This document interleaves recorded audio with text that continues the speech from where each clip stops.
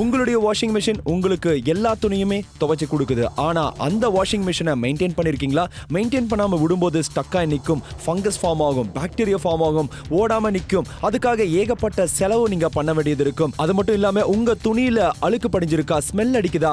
இதுக்கான ஒரு சொல்யூஷனை தேடிட்டு இருக்கீங்களா? நாப்தோல் தமிழ்ல வாஷிங் மெஷின் டீப் கிளீனிங் கூடவே மெயின்டெனன்ஸ் காம்போ உங்களுக்காகவே கொண்டு வந்திருக்கிறோம். இதுல உங்களுக்கு 5 pieces washing machine drum cleaning tablet காத்துக்கிட்டு இருக்கு, 2 pieces லிண்ட் கேச்சரும் காத்துக்கிட்டு இருக்கு.